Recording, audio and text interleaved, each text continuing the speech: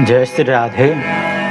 आइए आज फाल्गुन शुक्ल पक्ष की आमल की एकादशी की जो कथा है उसको संस्कृत एवं हिंदी दोनों भाषाओं में श्रवण करते हैं। संस्कृत में पाठ का श्रवण करने का बहुत महत्व है। जैसे व्रत करने का फल प्राप्त होता है वैसे ही पाठ श्रवण करने का भी फल प्राप्त होता है। इसलिए आइए विलंब नहीं करते हुए पाठ प्रारंभ करते हैं। ओम नमो भगवते वासुदेवाय। ओम नारायणं नमस्कृत्य नरं चैव नरोत्तमं देवीं सरस्वतीं व्यासं ततो जयमुदीरयेत्। ओम नमोस्तुते व्यास विशाल बुद्धे फुल्लारविन्दायतपत्रनेत्र येन त्वया भारततैलपूर्णः प्रज्वालितो ज्ञानमय प्रदीपः। ओम नमो भगवते वासुदेवाय। सप्तमोऽध्यायः। अथ फाल्गुन कृष्ण शुक्ल एकादशी कथा। अथ अष्टमोऽध्यायः। अथ फाल्गुन शुक्ल एकादशी कथा। मान्धातोवाच बदबर्मन् महाभाग येन श्रेयो भवेन्मम ईदृग्व्रतं ब्रह्मयोने तेनुकम्पास्ति चन्मयि। वसिष्ठ उवाच सरहस्यं सेतिहासं व्रतानं व्रतमुत्तमं कथयाम्यधुना तुभ्यं सर्वभूतफलप्रदम् आमलक्या व्रतं राजन्महापातकनाशनं मोक्षदं सर्वलोकानं गोसहस्रफलप्रदम् अत्रैवोदाहरामि ममितिहासं पुरातनं यथा मुक्तिमनुप्राप्तो व्याधो हिंसा समन्वितः वैदिशं नाम नगरं हृष्टपुष्टजनाकुलं ब्राह्मणैः क्षत्रियैर्वैश्यैः शूद्रैश्च समलङ्कृतं रुचिरं नृपशार्दूल ब्रह्मघोषनिनादितं न नास्तिको दुष्कृतिकस्तस्मिन् पुरवरे सदा। तत्र सोमान्वये राजा विख्यातः शशबिन्दुकः राजा चैत्ररथो नाम धर्मात्मा सत्यसङ्गरः नागायुतबलः श्रीमान् शस्त्रशास्त्रार्थपारगः तस्मिन् शासति धर्मज्ञे धर्मात्मनि धरां प्रभो कृपणो नैव कुत्रापि दृश्यते नैव निर्धनः सुकालः क्षेममारोग्यं तस्मिन् राज्यं प्रशासति। विष्णुभक्तिरता लोकास्तस्मिन् पुरवरे सदा हरपूजारताश्चैव राजा चापि विशेषतः न कृष्णायां न शुक्लायां द्वादश्यां भुञ्जते जनाः सर्वधर्मान् परित्यज्य हरिभक्तिपरायणाः। एवं संवत्सरा जग्मुर्बहवो राजसत्तम जनस्य सौख्ययुक्तस्य हरिभक्तिरतस्य च। अथ कालेन सम्प्राप्ता द्वादशी पुण्यसंयुता फाल्गुनस्य शीते पक्षे नाम्ना ह्यामलकी स्मृता। तामवाप्य जनाः सर्वे बालकाः स्थविरा नृप नियमं च उपवासं च सर्वे चक्रुर्नरा विभो। महाफलं व्रतं ज्ञात्वा स्नानं कृत्वा नदीजले तत्र देवालये राजा लोकयुक्तो महाप्रभुः पूर्णकुम्भमवस्थाप्य छत्रोपानः संयुतं पञ्चरत्नसमायुक्तं दिव्यगन्धादिवासितं धात्रीसमुद्भूते सर्वपातकनाशिनी आमलकी नमस्तुभ्यं गृहणार्घोदकं मम धात्री ब्रह्मस्वरूपासि त्वं तु रामेण पूजिता प्रदक्षिणविधानेन सर्वपापहरा भव। तत्र जागरणं चक्रुर्जनः सर्वेषु भक्तितः एतस्मिन्नेव काले तु व्याधः तत्र समागतः क्षुधाश्रमपरिव्याप्तो महाभारेण पीडितः कुटुम्बार्थं जीवघातौ सर्वधर्मबहिष्कृतः। तत्र जागरणं पूर्वमामलक्यः क्षुधान्वितः दीपमालाकुलं दृष्ट्वा तत्रैव निशशादसः किमेतदिति संचिन्त्य प्राप्तो विस्मयतां वृषं ददर्श कुम्भं तत्रस्थं देवं दामोदरं तथा ददर्शामलकी वृक्षं तत्रस्थान् शैव दीपकान् विषमं च तथा आख्यानं शुश्राव पठतां नृणाम् एकादश्याश्च माहात्म्यं शुश्राव क्षितोऽपि सन् जाग्रतस्तस्य सा रात्रिर्गता विस्मितचेतसः। ततः प्रभातसमये विविशृन्नगरं जनाः व्याधोऽपि गृहमागत्य बुभुजे प्रीतमानसः। ततः कालेन महता व्याधः पञ्चत्वमागतः एकादश्याः प्रभावेण रात्रौ जागरणेन च राज्यं प्रपेदेश महच्चतुरङ्गबलान्वितं जयन्ती नाम नगरी तत्र राजा विदुरथः तस्मात् स तनयो यज्ञे नाम्ना वसुरथो बली चतुरङ्गबलोपेतो धन्यान्यसमन्वितः दशायुतानि ग्रामाणां बुभुजे भयवर्जितः तेसादित्यशङ्काशः कान्त्या चन्द्रसमः प्रभुः पराक्रमे महाविष्णुसमः क्षमया पृथिवीसमः धार्मिकः सत्यवादी च विष्णुभक्तिपरायणः ब्रह्मज्ञः कर्मशीलश्च प्रजापालनं तत्परः यजते वेदान् यज्ञान् स राजात्परदर्पः दानान् विविधान्येव प्रददाति च सर्वदा एकदा मृगयां यातो दैवान् मार्गपरिच्युतः न दिशो नैव विदिशो वेत्ति तत्र महीपतिः उपधाय च दुर्मूलमेकाकी गहने वने श्रान्तः स्थितोऽत्यन्तं संविवेश महीपतिः अत्रान्तरे म्लेच्छगणः पर्वतान्तरवासभाग आयौ तत्र यत्रास्ते राजा परबलार्दनः कृतवैरास्तिते राज्ञा सर्वदैवोपतापिताः परिवारे ततस्तस्थु राजानं भूरि दक्षिणं हन्यतां चायं पुरवैरविरुद्धदेः अनेन निहताः पूर्वं पितरो भ्रातरसुताः पौत्राश्च भागिनेयाश्च मातुलाश्च निपातिताः निष्कासिताश्च स्वस्थानात् विक्षिप्ताश्च दिशो दश एतावदुक्त्वा ते सर्वे तत्रैनं हन्तुमुद्यताः पाशैश्च पट्टिशैः खड्गैर्बाणैर्धनुषि संस्थितैः सर्वतोरिगणास्ते च राजानं हन्तुमुद्यताः सर्वाणि शस्त्राणि समाद्रवन्ति न वै शरीरे प्रविशन्ति तस्य ते चापि सर्वे हतशस्त्रसङ्घा म्लेच्छा बभूवुर्गतजीदेहजीवः पदापि चलितुं तत्र न शैकुस्तेरयो भृशं शस्त्राणि कुण्ठितां जग्मुः सर्वेषां हतचेतसां दीना बभूवुश्च सर्वे ये ते हन्तुं समागताः एतस्मिन्नेव काले तु तस्य राज्ञः शरीरतः निःसृता प्रमदा हेका सर्वावयव शोभना दिव्यगन्धसमायुक्ता दिव्याभरणभूषिता दिव्यमाल्यम्बरधरा भ्रुकुटिकुटिलानना सस्फुलिङ्गं च नेत्राभ्यां भवन्तं पावकं बहु चक्रोद्यतकरा चैव कालरात्रिरिवापरा अभ्यधावत संक्रुद्धा म्लेच्छानत्यन्त दुःखितान् निहताश्च तदा म्लेच्छास्ते विकर्मरतास्तथा ततो राजा निबुद्धः सन् ददर्शमहदद्भुतं हतान् म्लेच्छगणान् दृष्ट्वा राजा हर्षमवापशः इह केन हता म्लेच्छा अत्यन्तं वैरिणो मम केन चेदं महत् कर्म कृतम् अस्मद्धितार्थिना एतस्मिन्नेव काले तु वाग्वाचा शरीरिणी तं स्थितं नृपतिं दृष्ट्वा निष्कामं विस्मयान्वितं शरणं केशवादन्यो नास्ति कोऽपि द्वितीयकः वनात् तस्मात् सकुशली समायातोऽपि भूमिभुक् राज्यं चकार धर्मात्मा धरायां देवते शपथ वसिष्ठ उवाच तदा तस्मादामलकिं राजन् ये कुर्वन्ति नरोत्तमाः ते यान्ति वैष्णवं लोकं नात्र कार्यविचारणा तस्मादामलकिं राजन् ये कुर्वन्ति नरोत्तमाः ते यान्ति वैष्णवं लोकं नात्र कार्यविचारणाः जय जय विचारणा जय जय श्री भविष्यत्र पुराणे श्रीकृष्णार्जुन संवादे फाल्गुन शुक्ल एकादश्यामलकी महात्म्यं समाप्तं हरे नमः। श्री कृष्ण गोविंद हरे मुरारे हे नाथ नारायण वासुदेव अनंत वैकुंठ मुकुंद कृष्ण गोविंद दामोदर माधवेति कृष्णाय वासुदेवाय देवकी नंदनाय च नंदगोपकुमाराय गोविंदाय नमो नमः। बोले श्री आमलकी एकादशी महिमा की जय हो। ओम ध्येयं सदा परिभवग्नमभीष्टदोहं तीर्थास्पदं शिवविरिञ्चिनुतं शरण्यं भृत्यार्तिहं प्रणतपालभवाब्धिपोतं वन्दे महापुरुषते चरणारविन्दम्। अकारण करुणावरुणालय भक्तवांछा कल्पतरु सर्वेश्वर सर्वनियंता भगवान श्री हरि की परम अनुकंपा से आज हम लोग फाल्गुन शुक्ल पक्ष की आमलकी नामक एकादशी की कथा श्रवण करने जा रहे हैं। भगवान की परम अनुकंपा है। इस समय हम लोग श्रीधाम वृंदावन में श्रीमद् भागवत कथा के लिए यहाँ आए हुए हैं। परम पूज्य सद्गुरुदेव भगवान की कथा चल रही है और अनेक भक्तजन होली का उत्सव मना रहे हैं। और वृंदावन में एकादशी के दिन विशेष करके होली खेली जाती है। तो आज हम लोग यहीं वृंदावन पर बैठकर आपको कथा श्रवण करा रहे हैं।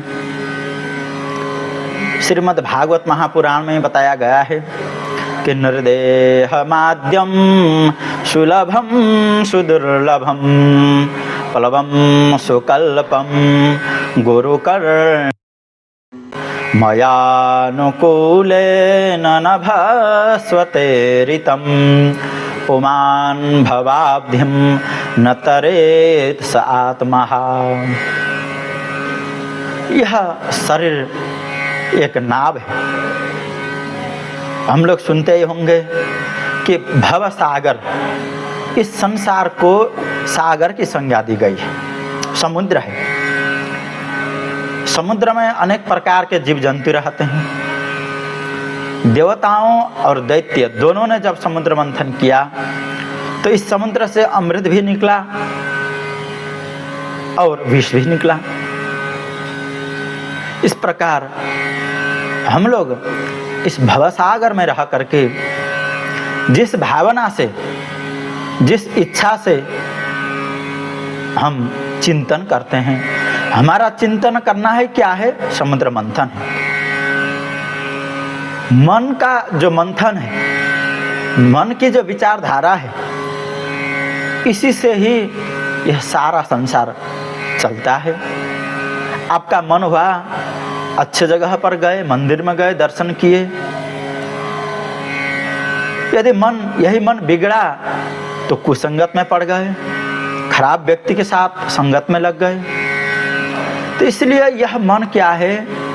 एक मंदराचल है और इसी को जो है सत और असत दोनों विचारों को साथ में रख करके, देव और दैत्य दोनों क्या हैं? सत विचार और असत विचार है। एक दाहिनी तरफ, एक बाएं तरफ है, एक दक्षिण पंथी है, एक वाम पंथी है। संसार में पहले से यह चलते आ रहा है। दक्षिण पंथी धार्मिक व्यक्ति होते हैं और वामपंथी का विचार रहता है कि संसार में कुछ नहीं है। देवताओं के समय में भी ये दो पंथ थे, दो प्रकार के लोग रहते थे और इस समय भी हमको दिखने को मिल रहा है। और जो दक्षिण पंथ है, इसमें भावना, इष्ट देव और परमात्मा के प्रति विश्वास, ये सब रहता है। और वामपंथी लोग ये सब कुछ नहीं मानते। और जो धार्मिक व्यक्ति रहता है वह मंदिर में हो अथवा अच्छे जगह में कहीं भी जाएगा, दाहिने तरफ से प्रदक्षिणा करता है। तो दाहिने तरफ जो पॉजिटिव कहें अथवा जिसको हम कह सकते हैं अध्यात्म, शांति का जो मार्ग है वह दक्षिण का है। और जो वाम मार्ग है वह क्या है? भौतिक मार्ग है, केवल सांसारिक विषय सुख और जो सांसारिक जो संरचनाएं हैं इन्हीं को ज़्यादा महत्व देना ही वामपंथियों का काम है। वैसे तो हम देखें, ये तो पंथ की बात हुई। श्रीमद् भगवत गीता में देखें तो उत्तरायण और दक्षिणायन का भी वर्णन आता है। तो उत्तरायण देवताओं का मार्ग रहता है वहाँ पर और दक्षिणायन पितरों का मार्ग रहता है, ये बात अलग है। लेकिन आजकल जो आधुनिक लोग कहते हैं दक्षिण पंथी वामपंथी कहते हैं, यह बात अलग है। तो हमें धार्मिक होना चाहिए, ईश्वर प्रति निष्ठा रहनी चाहिए, लोक परलोक प्रति निष्ठा रहनी चाहिए। यही आधुनिक जो दक्षिण पंथी हैं इनका धर्म है। और वामपंथियों का धर्म है कि संसार में कुछ नहीं है और समाज को साथ में लेके चलो, ऐसी मतलब भावना अनेक रहती हैं। उनका सिद्धांत अलग है। सिद्धांत सबके ठीक रहते हैं, कोई खराब नहीं रहते हैं, लेकिन व्यक्ति जो है खराब होने से वह सिद्धांत भी खराब सा लगता है। सनातन जो वैदिक मार्ग है, धर्म है, यह अनादि है और कभी अंत इसका नहीं हो सकता है। और वामपंथ भी जो आसुरी पंथ मार्ग है, यह भी पहले से चलता आ रहा है और बाद में भी चलता रहेगा। लेकिन समय समय पर कभी किस की विजय और कभी किसकी विजय यह संसार में चलता रहता है। तो इसलिए ये संसार सागर, इसको संसार को सागर बताया गया। जैसे देवताओं ने इससे समुद्र में मंथन करके अमृत प्राप्त किया, वैसे ही हम लोग भी अच्छे सद्विचार, अच्छे लोगों का संगत करेंगे तो हमको अमृत मिलेगा। इसलिए कहा हृदय माध्यम सुलभम सुदुर्लभम प्लवम सुकल्पम गुरु कर्णधारम। और इसमें कर्णधार कौन है? समुद्र को पार कराने वाला व्यक्ति कौन है? तो कहा कि गुरु कर्णधारम, गुरु ही कर्णधार हैं। यानी कर्णधार को नाव चलाने वाले नाविक को पता रहता है कि कहाँ जाना है। वैसे तो लोग नदी में अथवा समुद्र में ऐसे नाव में बैठे रहें तो नाव कहाँ जाएगा कोई भरोसा थोड़ी है। समुद्र से जैसे तरंग आएंगे तो बाहर भी आ सकता है, और समुद्र में जब तूफान चक्रवात आदि आते हैं तो हो सके बीच में भी चला जाए। लेकिन अच्छा यदि नाविक होगा, केवट होगा, तो सही जगह पर अवश्य पहुंचा देता है। उसी प्रकार भवसागर के कर्णधार कौन है? खेवनहार। तो कहा गुरु कर्णधारम, गुरु ही कर्णधार है।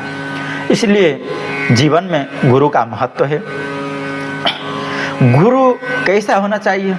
तो कहा कि गुरु को भी भगवान का परम भक्त होना चाहिए और शास्त्रज्ञ भी होना चाहिए। नाव चला रहा है के बाद उसको यह पता नहीं है कि किस जगह जाना है, किधर से जाना है, कहाँ पर जाने से नाव पलट सकती है, कौन सा रास्ता अच्छा है, अब किस समय निकलना चाहिए, यह सब नाविक को पता होना चाहिए। इसलिए गुरु में भी ये गुण होने चाहिए। शाब्दे परे च निष्णातम ब्रह्मण्योपसमाश्रयम, ऐसा कहा गया है। गुरु के शरण में जाना चाहिए। कैसे? शब्द ब्रह्म और पर ब्रह्म दोनों में निष्णात होना चाहिए। अर्थात संसार से कैसे पार किया जा सकता है यह भी उनमें ज्ञान होना चाहिए, और कहाँ जाना चाहिए, परम लक्ष्य क्या है, यह भी ज्ञान होना चाहिए। ऐसे गुरु का आश्रय लेना चाहिए। तो कहा आगे भगवान कहते हैं मयानुकूलेन नभस्वते ऋतम पुमान भवाब्धिम न तरेत स आत्मा। भगवान कहते हैं कि मैं जब अच्छे गुरु का संगत करके व्यक्ति मेरे पास आने लगता है, भवसागर से पार होने के लिए शरीर को ही नाव बनाता है। इस शरीर से भगवान की शरणागति स्वीकार करके भगवान को प्राप्त करने के लक्ष्य से आगे बढ़ता है, तो भगवान भी कहते हैं मैं अनुकूल वायु बनकर जिधर जाना चाहिए उधर ही उसको आगे बढ़ा देता हूँ। तो ऐसी स्थिति में भी जब गुरु भी उपलब्ध हों, भगवान की कृपा भी उपलब्ध हों, और शरीर रूपी नाव प्राप्त है, तो भी व्यक्ति यदि भवसागर से पार नहीं हो पाता है, भवसागर से पार होने के लिए चेष्टा नहीं करता है, तो वह क्या है? आत्महंता है। इसलिए ईशावास्य उपनिषद में भी बताया गया है अंधं तमः प्रविशन्ति ये अविद्याम उपासते। जो व्यक्ति अविद्या की उपासना करते हैं, भौतिक सुख संपत्ति के लिए लगे रहते हैं, वो अंत में अंधकारमय तमोलोक में प्रवेश करते हैं, नरक में चले जाते हैं। और जो ज्ञानमय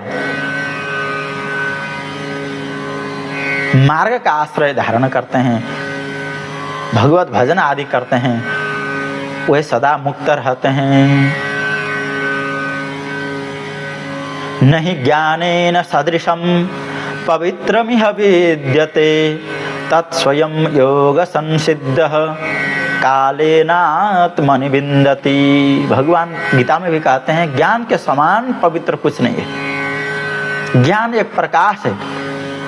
जब साधक अपने उन्नति मुक्ति के लिए मोक्ष पथ पर चलता है तो उसको धीरे धीरे वह मार्ग स्वयं प्रकट होने लगता है, क्योंकि भगवान कहते हैं मयानुकूलेन नभस्वतेरितम, मैं उसके लिए अनुकूल वायु बन करके आ जाता हूँ। मान लीजिए कोई केवट है, खेवनहार है, नौका चला रहा है, उसको पता नहीं है कि किधर जाना है, धीरे धीरे चला रहा है चिंतन करते हुए, लेकिन अच्छी वायु, बड़ी वायु आकर के उसको नाव को जितने गति से चल रहा है उससे तेज गति से दूसरी तरफ ले जाए, जहाँ पहुँचना चाहिए तो व्यक्ति पहुँच ही जाएगा, बस दिशा सही होनी चाहिए।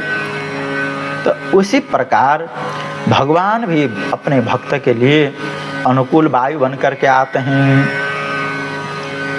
गीता में अर्जुन ने भगवान को पूछा था कि प्रभु, जो व्यक्ति आपके मार्ग में तो आते हैं लेकिन आपको प्राप्त नहीं कर पाते हैं, संसार के विषय में भटकते रहते हैं, उनकी क्या गति होगी?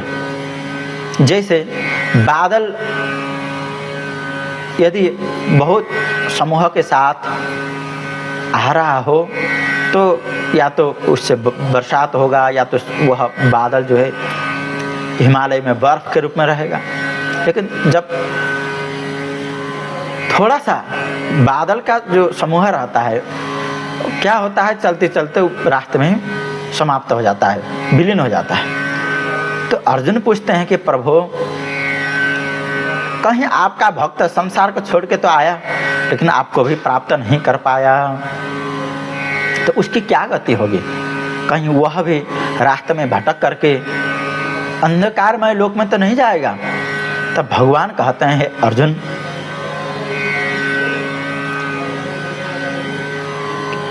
जो मेरा भक्त होता है वह कभी भी, वहां तात का संबोधन किया है भगवान ने, दुर्गतिम तात गच्छति। हे अर्जुन, जो मेरे रास्ते में आता है उसकी कभी दुर्गति नहीं होती है। और वह क्या होता है, यदि भटक भी जाए तो शुचीनाम श्रीमताम ज्ञेहे योग भ्रष्टो भिजायते अथवा योगिनामेव कुले भवति धीमताम।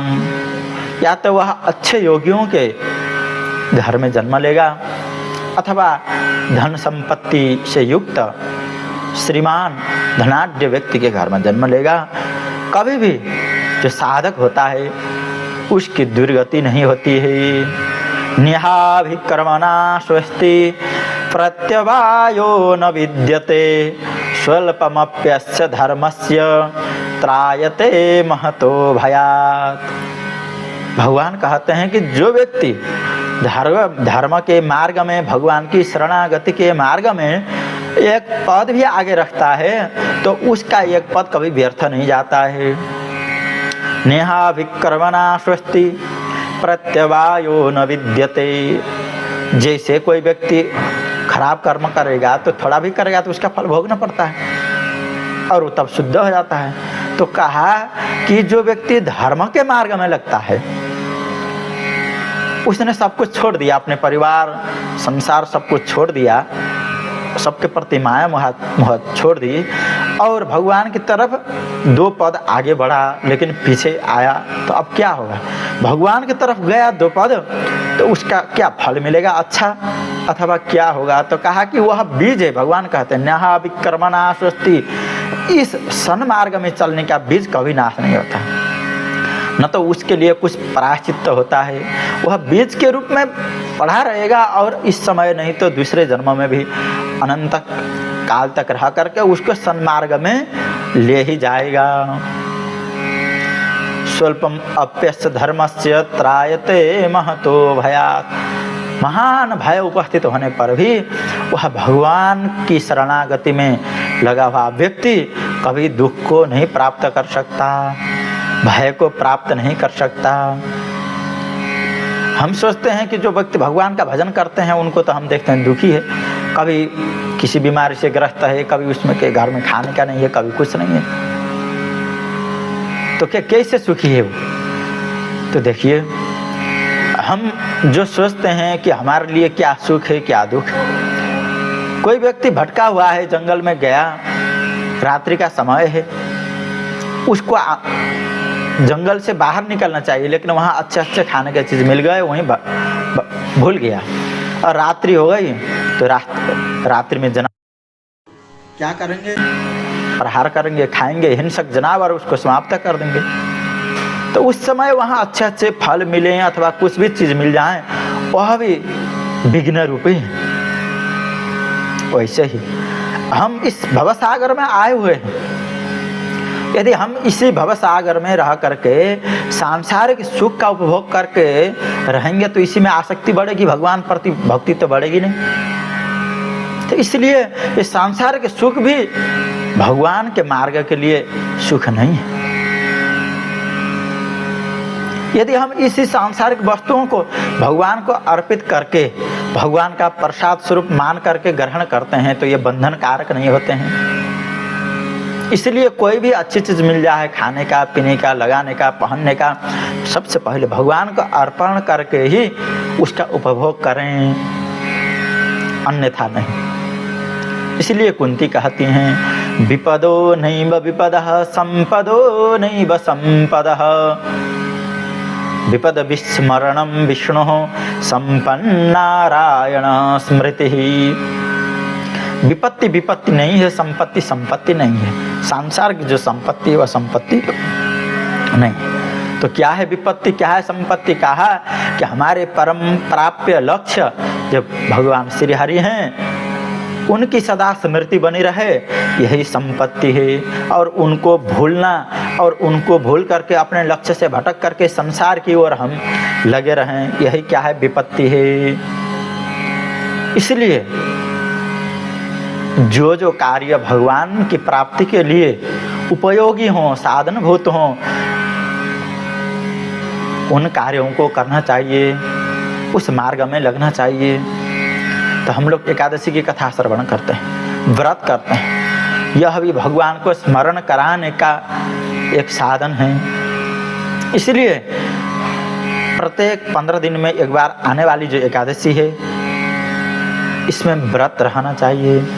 हो सके तो रात्रि को जागरण भी रहें, भगवान की पूजा करें, कीर्तन संकीर्तन करें यथाशक्ति, और भगवान की कथा भी श्रवण करें। आइए जो आज की कथा है उसकी ओर बढ़ते हैं। आज की जो एकादशी की कथा है वह आमलकी एकादशी है। यह भविष्योत्तर पुराण में वर्णन की गई है और वहाँ पर मांधाता राजा ने वशिष्ठ जी से पूछा है। मांधाता ने पूछा, हे वशिष्ठ जी, हे महाभाग, जिससे मेरा कल्याण हो, जो संसारिक बंधन का कारण न हो, ऐसा व्रत मुझे बताइए। तब वशिष्ठ जी ने कहा कि हे राजन, एक अत्यंत रहस्यमय व्रत है और अत्यंत उत्तम है, उसके बारे में मैं बताता हूँ जिसको अभी तक कोई नहीं जानते हैं। आमलक्या व्रतम राजन महापातक नाशनम मोक्षदम सर्वलोकानां गोसहस्र फलप्रदम। जो व्यक्ति आमलकी एकादशी का व्रत करते हैं उनके सारे महापातक भी नष्ट हो जाते हैं और हजारों गोदान करने का जो फल प्राप्त होता है उससे भी अधिक इस व्रत के करने से वह फल प्राप्त होता है। और केवल एक व्यक्ति के लिए नहीं, जितने लोग इस व्रत को करते हैं, उपवास करते हैं, तो उनको यह फल प्राप्त होता है और अंत में मोक्ष भी प्राप्त होता है। मैं एक इतिहास सुनाता हूँ, श्रवण करो। एक स्थान में व्याधा रहता था, एक जंगल में, और उसके निकट एक नगरी थी जिसका नाम था वैदिश। वहाँ चारों वर्ण के लोग मिलजुल कर रहते थे, ब्राह्मण, क्षत्रिय, वैश्य और शूद्र। चारों वर्ण के लोग अपने अपने कर्म को करते थे और उसी कर्म के द्वारा भगवान की पूजा करते थे। अर्थात वे लोग अपने कर्म को ही पूजा मान करके अपने कर्म को कभी भी सामान्य नहीं सोचते थे। ब्राह्मण अध्ययन करना, दूसरे को भी पढ़ाना, दान लेना और दूसरे को भी देना ब्राह्मण का धर्म है। और यज्ञ उत्सव आदि कराना और स्वयं भी करना ये करते थे। क्षेत्रीय पृथ्वी का पालन करते थे। वह किसी में भी भेदभाव नहीं करते थे, सब में समान भाव से व्यवहार करते थे। वैश्य भी व्यापारिक कार्य करते थे और उससे जितना अपने को नाफा लेना चाहिए उतना ही लेते थे, अधिक नहीं लेते थे। भागवत में बताया गया है, यावत भ्रियेत जठरम तावत स्वत्वम हिदेहिनाम अधिकम योधिमन्येत सस्तेनो दंडमर्हति। जितना अपने को आवश्यक है, जितना हम अपने परिश्रम से न्याय से कमा सकते हैं उतनी ही आकांक्षा करनी चाहिए। उससे ज्यादा जो व्यक्ति किसी भी वस्तु का जितना मूल्य है उसको जितना मूल्य लेना चाहिए उससे ज्यादा चाहता है, और जितना अपने को आवश्यकता है उससे भी ज्यादा चाहता है। दोनों क्या हैं? ये चोर के समान हैं, उनको दंड देना चाहिए, ऐसा बताया गया है। इसलिए व्यापारियों को भी ध्यान देना चाहिए। अपने व्यापार में भी कभी ऐसा कार्य न हो जिससे हमारे द्वारा अपराध हो जाए। यदि हम नियम पूर्वक और निष्ठापूर्वक जो भी कार्य करते हैं, भले ही व्यापार क्यों न हो, हम दुकान में बैठ कर के सामान बेच रहे हैं तो वह भी भगवान की ही पूजा है, क्योंकि जनता ही जनार्दन है। और जो शूद्र हैं वे नौकरी करते थे। आजकल तो कलयुग में सब लोग नौकरी में ही आश्रित हैं, तो उस समय वो भी नियम निष्ठापूर्वक नौकरी करते थे। आजकल हम देखते हैं कि नौकरी सब लोग कर रहे हैं, लेकिन नौकरी करने वाले व्यक्ति आजकल कामचोर हैं एक तो, और दूसरा घूसखोरी, भ्रष्टाचार इत्यादि सब करते हैं। यह भी बहुत बड़ा अधर्म है।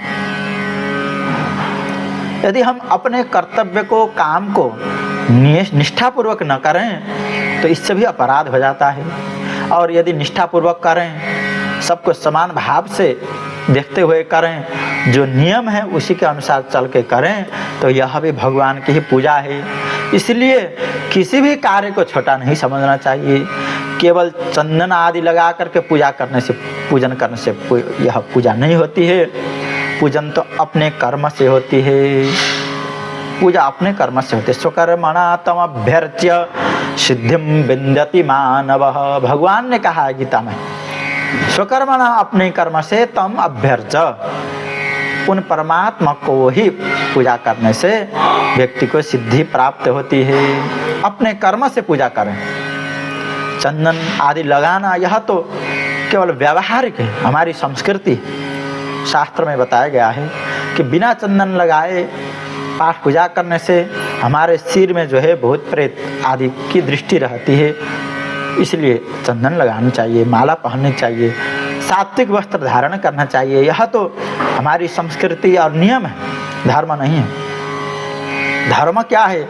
अपने कर्म को, अपने कार्य को निष्ठापूर्वक पूरा करना ही धर्म है।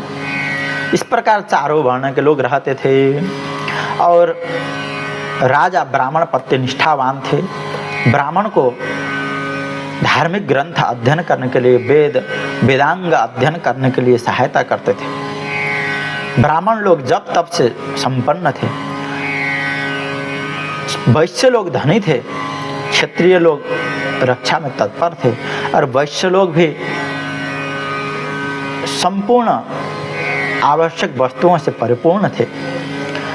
इस प्रकार उस वैदिश नगर में तत्र सोमान्वये राजा विख्यात शशबिन्दुकः राजा चैत्ररथो नाम धर्मात्मा सत्यसंगरः। वहाँ पर जो राजा था उसका नाम था चैत्ररथ।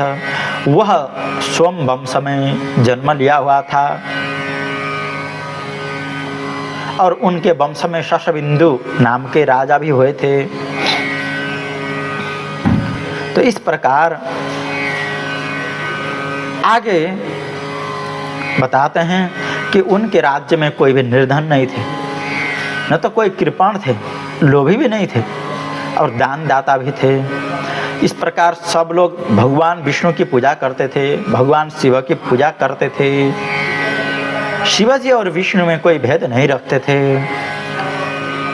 न कृष्णायाम न शुक्लायाम द्वादश्याम भुंजते जनाः सर्वधर्मान परित्यज्य हरिभक्ति परायणाः। सब लोग जो है कृष्ण पक्ष की एकादशी हो अथवा शुक्ल पक्ष की एकादशी हो, दोनों में व्रत रखते थे और सारे अपने कर्म को छोड़ करके भी भगवान श्री हरि का व्रत उपवास करते थे, भगवान की भक्ति करते थे।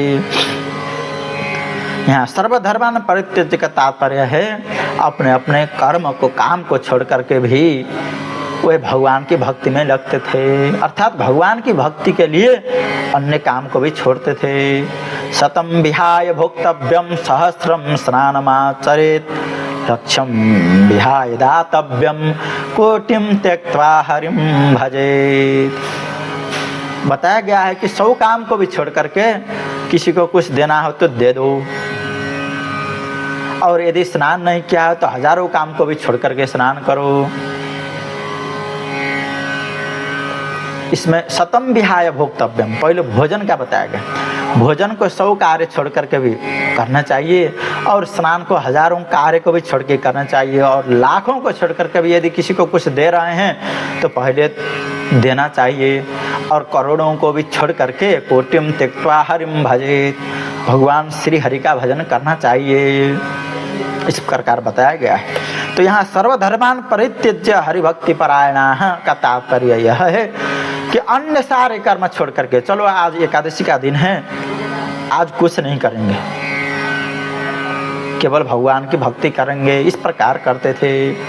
तो आजकल लोग धर्म के नाम से अनेक पंथ को धर्म समझते हैं। यह धर्म नहीं है, संप्रदाय भी धर्म नहीं। धर्म क्या है? अपना कर्तव्य ही धर्म है। धर्मस्य तत्वम निहितम गुहायाम। धर्म का जो वास्तविक स्वरूप है वह कहाँ पर विद्यमान है? तो बताते हैं गुहायाम। धर्म का जो स्वरूप है वह अपने हृदय में है। क्या करना चाहिए, क्या नहीं करना चाहिए, यह अपना हृदय ही बता देता है। जो पाप करने वाला व्यक्ति होता है उसको भी पता रहता है कि मैं यह गलत कर्म कर रहा हूँ, इसलिए अपने हृदय से जो अच्छा लगे वही कर्म करना चाहिए।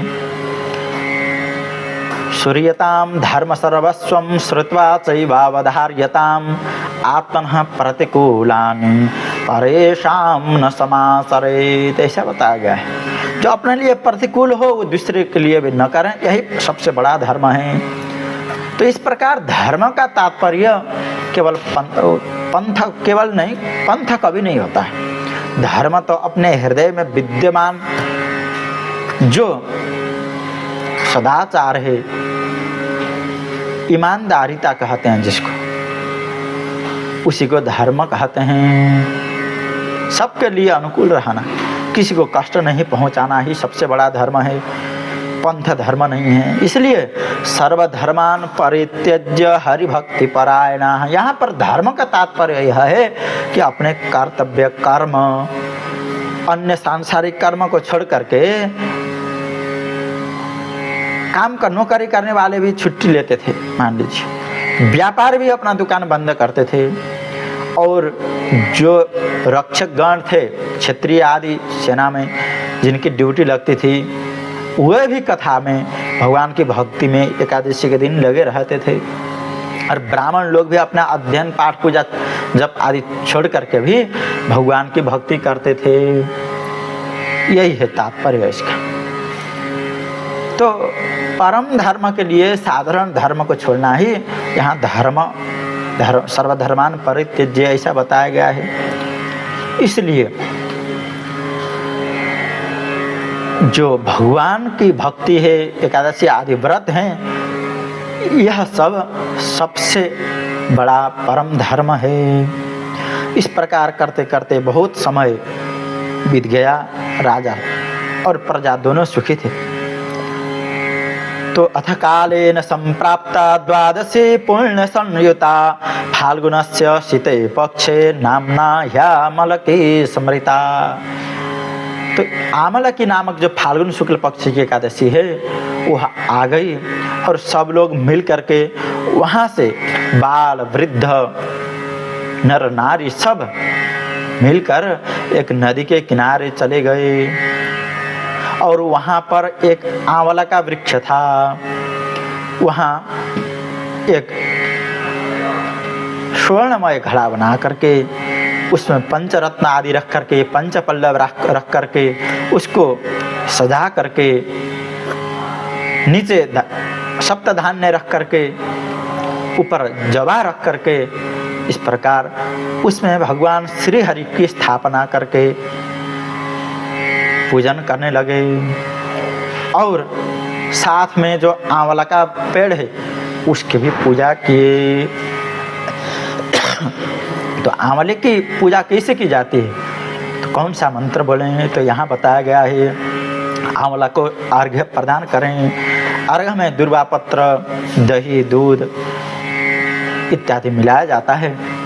तो धात्री धात्री समुद्भूते सर्वपातक नाशिनी आमलकी नमः ज्ञानार्घ्योदकम मम।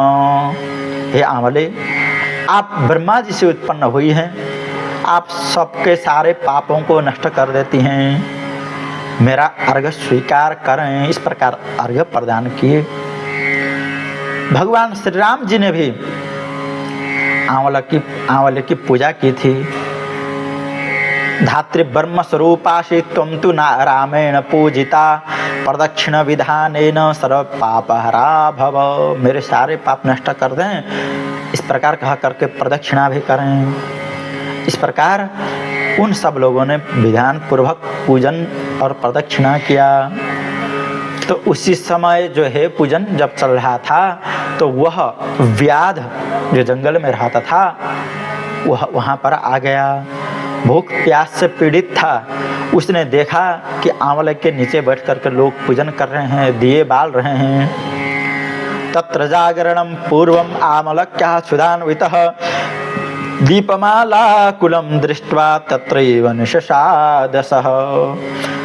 दिए जलाए हुए हैं, सब लोग वहाँ संकीर्तन कर रहे हैं। उसको भी वहाँ बैठने की इच्छा हुई और बैठ गया। सारा यह कार्य देख रहा है, पूजन करते हुए भी दीपमाला को भी आंवला को सबको देख रहा है। इस प्रकार उसने रात भर वहाँ जागरण करते हुए अपना समय बिताया और वहाँ पर एकादशी की कथा चल रही थी, उसका भी श्रवण किया, पूजा का दर्शन किया। और सब लोग जो है प्रातः काल जब हुआ वहाँ से अपने अपने नगर को चल दिए और वह व्याधा भी वहाँ से निकल के चला गया और अपने घर में गया। और कुछ समय के बाद जब तक अपने गांव में रहना था रहा और समय से क्या हुआ, उसका शरीर भी चला गया, अर्थात वृद्ध होकर के मर गया। और वह एकादशी का जो व्रत किया था उसके फल स्वरूप क्या हुआ आगे बताते हैं। राज्यं प्रपेद सुमहत् चतुरंग बलान्वितां जयंती नाम नगरी तत्र राजा विदुरथः। एक जयंती नामक नगरी थी, वहाँ विदुरथ नामक राजा रहते थे जिनके पास चतुरंग चारों प्रकार के जो सेनाएं, हाथी में चढ़ने वाले, घोड़े में चढ़ने वाले, पैदल चलने वाले, ऊंट में चलने वाले, ऐसे जो चतुरंग बल से युक्त जो राजा थे उनकी नगरी में उसने जन्म लिया। और उन विदुरथ नामक राजा का बेटा वसुरथ नाम से वह जन्म लिया और धन धान्य से संपन्न होकर वह उन्हीं एकादशी के व्रत के प्रभाव से राज्य करने लगा। वह शत्रुओं को के ऊपर भी विजय प्राप्त किया, अपने राज्य में सबको धर्म मार्ग में भी लगाता था।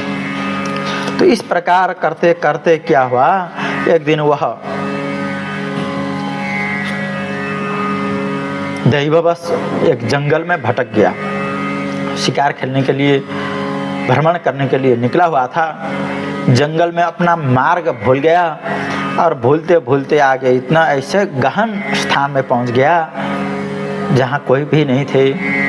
और वहां पर जो शिकार खेलने वाले लोग थे, म्लेच्छगण थे, वह छिप करके रहते थे, चोरी करके जिनका जीवन निर्वाह होता था, ऐसे लोग रहते थे। और ऐसे लोगों को राजा ने पहले ही नगर से भगा भी दिया था, जो पाप कर्म में लगे रहते थे। उनको यही वसुरथ नामक जो राजा थे, इन्होंने राज्य से निष्कासन कर दिया था। वही लोग मिल गए वहां पर और उन्होंने देखा कि हम लोगों को नगर से भगाने वाला, चोरी करने नहीं देने वाला यही राजा है, अब हम इसको मार देते हैं। बल्कि चारों ओर से घेरने लगे। राजा अकेले, अब क्या करें? एक तो जंगल है और बहुत समय से रास्ता भूल करके भटके हुए हैं और साथ में कुछ सैनिक नहीं है, तो क्या करें? राजा चिंता करने लगा। और सब लोग जो है चारों ओर से हाथ में तलवार लेकर के, धनुष लेकर के उसको चारों ओर से घेरने लगे। घेरे, राजा चिंता से युक्त हुआ, अब मुझे मारेंगे। सब लोग उसके ऊपर प्रहार करने लगे। सर्वाणि शस्त्राणि समां द्रवन्ति न वै शरीरे प्रविशन्ति तस्य ते चापि सहस्र सर्वे हतशस्त्र संघा म्लेच्छा बभूवुर्गत देह जीवः। वहाँ आश्चर्य हुआ कि एकादशी का जो व्रत किया था उस राजा ने, उसके प्रभाव से सारे अस्त्र शस्त्र, उन म्लेच्छ गणों के जो अस्त्र शस्त्र थे वे विफल हो गए। प्रहार करते हैं, कुछ होता ही नहीं। ऐसे प्रहार करते करते ऐसा हुआ कि वही म्लेच्छगण जो थे, शत्रुगण थे, वही मर गए वहीं पर। और जो उसके पास गए थे वो तो मर गए, और पीछे से और आ रहे थे, वे भी उनके कुछ नहीं कर पाए। उनके अस्त्र शस्त्र भी कुंठित हो गए। और उसी समय राजा चिंता से युक्त हुए, भगवान का चिंतन करने लगे। और क्या हुआ? भगवान की कृपा से एतस्मिन्नेव काले तु तस्य राज्ञः शरीरतः निःसृता प्रमदा हेका सर्वावयव शोभना। उन राजा के शरीर से एक दिव्य स्त्री प्रकट हुई, अत्यंत सुंदर थी, हाथ में चक्र ली हुई थी, काल रात्रि के समान दिख रही थी। उन्होंने सारे दैत्य जो म्लेच्छगण थे उन सबको मार दिया और सबके मारने के बाद वहां से अंतर्धान हुई। राजा आश्चर्य में पड़ गए कि यह कौन स्त्री थी जिन्होंने मेरी रक्षा की। सोच रहे थे, आकाशवाणी हुई। आकाशवाणी ने कहा कि हे राजन, शरणम केशवात अन्यो नास्ति कोपि द्वितीयकः। तुम्हारी रक्षा के लिए भगवान श्री हरि के अलावा दूसरा कोई भी सहायक नहीं है। राजा समझ गए, भगवान श्री हरि मेरे ऊपर प्रसन्न होकर मेरी रक्षा करने के लिए, मैंने जो व्रत किया था, एकादशी का व्रत किया था, उसी व्रत के प्रभाव से, कृपा करके वही एकादशी को भेजे होंगे और वही एकादशी मेरी रक्षा की। इस प्रकार सोच करके बहुत प्रसन्न हुए और भगवान की और बढ़ा करके भक्ति करने लगे। इसलिए जो व्यक्ति एकादशी का व्रत करते हैं उनके सारे विघ्न भी समाप्त होते हैं और इस जन्म में हो या दूसरे जन्म में कामना के अनुसार मोक्ष और भोग दोनों प्राप्त हो जाते हैं। वशिष्ठ जी कहते हैं, तस्मात् आमलकिं राजन् ये कुर्वन्ति नरोत्तमाः ते यान्ति वैष्णवं लोकं नात्र कार्या विचारणाः। इसलिए जो व्यक्ति आमलकी नामक व्रत का उपवास करते हैं, कथा श्रवण करते हैं, वे वैष्णव लोक भगवान श्री हरि का परम धाम वैकुंठ को प्राप्त होते हैं। इसमें कुछ संदेह नहीं है। इस प्रकार बताया गया है।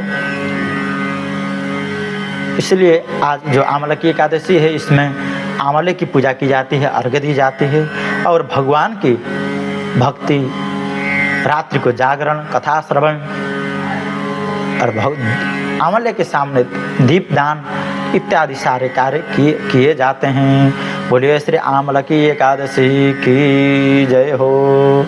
श्री कृष्ण गोविंद हरे मुरारे, हे नाथ नारायण वासुदेव, अनंत वैकुंठ मुकुंद कृष्ण गोविंद दामोदर माधवेति, हरे नमः।